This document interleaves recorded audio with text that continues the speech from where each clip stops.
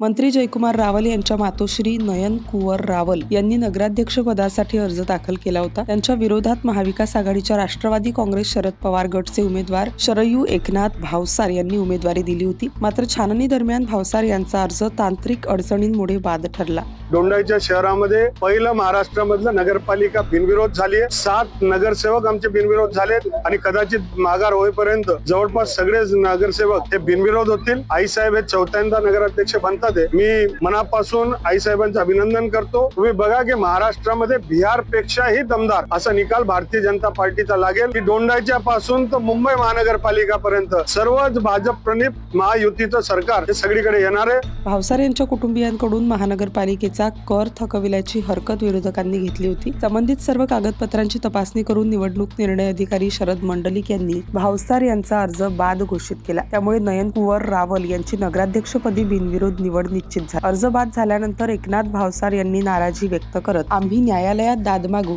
नगराध्यक्ष पदाची निवडणूक लागणे आवश्यक आहे अशी प्रतिक्रिया दिली। नयन कुंवर रावल यांच्या बिनविरोध निवडीमुळे भाजप कार्यकर्त्यांनी मंत्री जयकुमार रावल यांच्या निवासस्थानी जल्लोष करून आनंद व्यक्त केला।